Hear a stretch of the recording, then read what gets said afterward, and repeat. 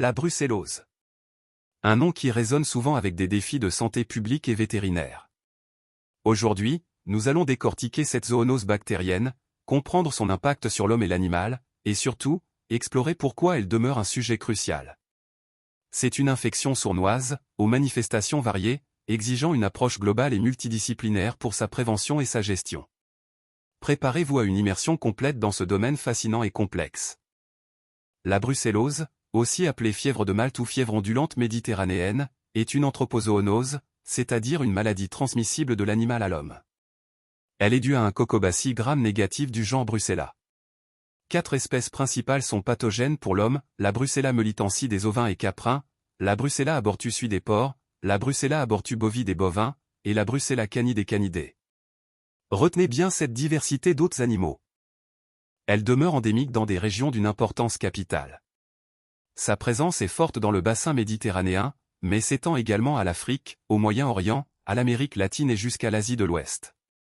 Cette large répartition géographique souligne la persistance et l'impact de ce phénomène sur plusieurs continents, nécessitant une attention particulière dans ces zones. Voici Sir David Bruce, éminent médecin militaire britannique et microbiologiste. Né en 1855, décédé en 1931, il est célèbre pour sa découverte du Micrococcus melitensis, l'agent responsable de la fièvre de Malte. Cette identification fut cruciale, car le germe est aujourd'hui connu sous le nom de Brucella melitensis, en son honneur. Son travail pionnier a profondément marqué la microbiologie et la médecine tropicale. Un héritage scientifique immense. Deuxième point, l'épidémiologie, et en particulier le réservoir. Il est crucial de noter que la brucellose est principalement portée par les bovins, ovins, caprins, porcins, et les canidés. Mais attention, la maladie a des manifestations très différentes selon le sexe. Chez les femelles, on observe des avortements à répétition, un signe classique. Tandis que chez le mâle, ce sera plutôt une orchite ou une orchididymite. Retenez bien ces distinctions. La contamination chez les animaux se distingue par 2 modes de transmission essentiels. D'une part, la transmission directe inclut les voies fœto-maternelles, génitales, et digestives, notamment par l'absorption d'aliments contaminés comme le lait ou le placenta. D'autre part, la transmission indirecte est celle qui passe par l'environnement. Ces distinctions sont fondamentales pour l'épidémiologie. Cette diapositive est essentielle pour visualiser les sources d'infections zoonotiques. Elle illustre parfaitement comment un animal malade, ici une vache, transmet des agents pathogènes à l'homme. Observez les multiples voies, le contact direct via les avortons, les sécrétions ou la litière contaminée. Mais surtout, ne sous-estimez pas le risque lié à la consommation de produits laitiers crus, comme le lait et le fromage frais. Ce schéma souligne l'impérieuse nécessité d'une hygiène rigoureuse et de la pasteurisation pour protéger la santé publique. L'homme peut être contaminé. Retenez que 3/4 des cas sont directs et souvent d'origine professionnelle, touchant par exemple vétérinaires ou agriculteurs via les produits d'avortement, placenta ou sécrétions génitales. N'oublions pas le risque pour le personnel de laboratoire manipulant les cultures. La pénétration du germe dans l'organisme se fait principalement par voie cutanéo-muqueuse. C'est l'essentiel pour la prévention. En épidémiologie, la transmission indirecte est fondamentale, elle concerne 1/4 des cas et non professionnels. La voie de contamination est digestive. Retenez bien les vecteurs clés, consommation de lait cru, de produits laitiers, ou de crudités contaminées. Comprendre ces sources est absolument crucial pour toute stratégie de prévention efficace en santé publique. C'est un point majeur. Pathogénie. L'incubation débute après la pénétration du germe, qui migre vers un ganglion lymphatique. Selon la porte d'entrée, ce sera un ganglion superficiel pour une infection cutanée, ou mésentérique si l'entrée est digestive. Le germe s'y multiplie activement. Cette phase cruciale dure généralement 1 à 2 semaines. C'est le silence avant la tempête clinique. Primo-invasion, c'est la phase de dissémination bactériémique où la bactérie atteint rapidement les organes réticulo-histiocytaires, ganglions, rate, foie, et moelle osseuse. Ensuite, la période secondaire voit l'apparition de foyers brucelliens multiples qui évoluent souvent sur un mode subaigu. Pensez aux localisations osseuses, méningées ou hépatospléniques, caractéristiques de cette chronicité. Phase chronique, ici, l'intracellularité de la bactérie est cruciale, elle rend la stérilisation totale impossible. On observe alors un parasitisme persistant au sein de foyers, tantôt silencieux, tantôt patent. Cela entretient un état d'hypersensibilité qui, à son tour, est directement responsable de troubles fonctionnels chroniques. Une boucle complexe à retenir. 4. L'étude clinique de la ref aiguë bactériémique révèle une forme commune très caractéristique, la fièvre ondulante sudoralgique. Son début est progressif et la température, à son acmé, se maintient à 39 degrés Celsius durant 10 à 15 jours. Ensuite, la défervescence s'opère par oscillation descendante, formant plusieurs ondes thermiques, avec des périodes d'apyrexie d'environ une semaine. Passons aux signes cliniques. Retenons d'abord les sueurs profuses, nocturnes, souvent avec cette odeur caractéristique de paille mouillée, un indice précieux. S'ajoutent des douleurs articulaires, musculaires et nerveuses, des arthralgies, myalgies et névralgies. Enfin, attention aux manifestations plus spécifiques, la splénomégalie, l'hépatomégalie, les adénopathies superficielles, sans oublier la sacroïléite et l'orchite, qui orientent fortement notre diagnostic. C'est un tableau clinique complexe et évocateur. Passons à l'évolution.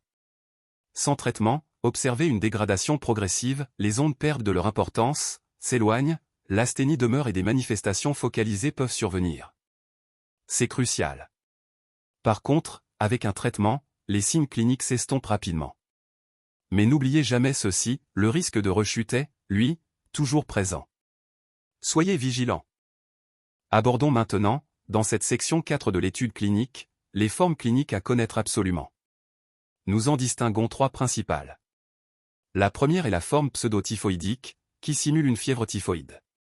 Vient ensuite la forme atténuée, souvent plus discrète. Et enfin, la forme à localisation secondaire dominante, où la maladie cible des organes spécifiques. Ces distinctions sont vitales pour une approche diagnostique et thérapeutique juste. Passons à la brucellose secondaire, où les manifestations focalisées sont prépondérantes. Retenez les atteintes ostéo-articulaires classiques comme la spondylodicite, la sacroiliite ou l'arthrite de la hanche, qui sont très fréquentes. N'oubliez pas les complications neuroméningées, notamment la méningite à liquide clair ou la méningoencéphalite. Enfin, soyez attentifs aux formes hépatospléniques et cardiaques, particulièrement l'endocardite, qui peuvent survenir et nécessitent une vigilance accrue.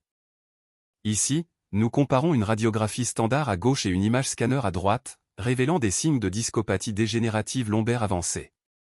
Sur le scanner, notez le pincement discal, les ostéophytes marqués et la sclérose sous-chondrale au niveau L4, L5 et L5S1, identifiés comme 2 et 3.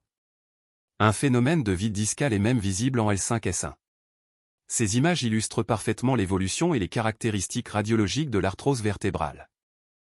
4. Pour cette brucellose chronique, retenez que les expressions cliniques sont avant tout fonctionnelles.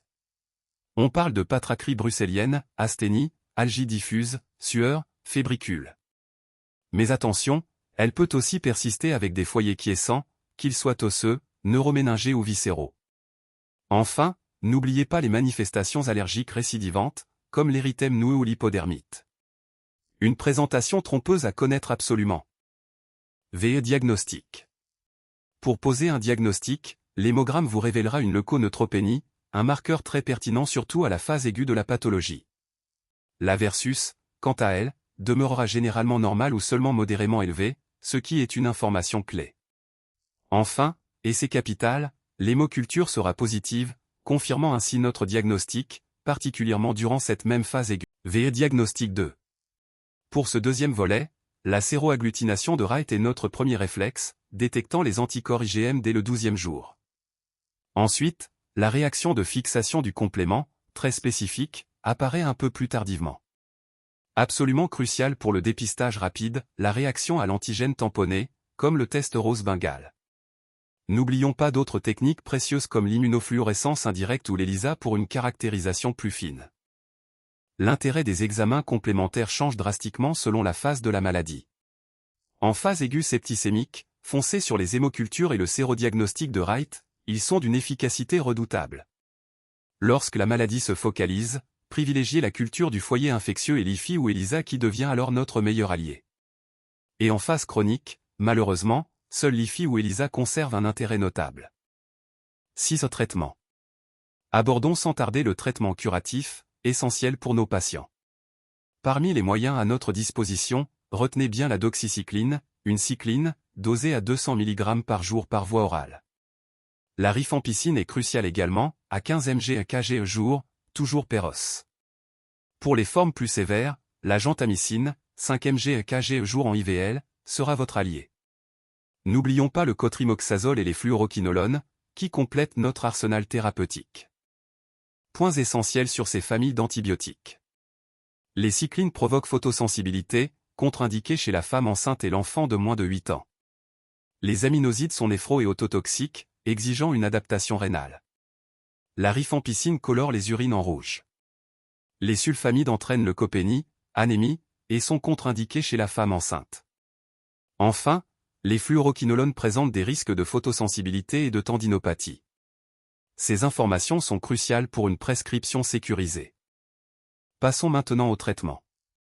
Pour la brucellose aiguë, la bithérapie cycline et gentamicine est clé pendant 7 à 10 jours, suivie de 6 semaines de cycline seule. Si la brucellose est focalisée, le schéma est similaire, mais la cycline est ensuite associée à la rifampicine pour 6 semaines à 3 mois, selon la localisation.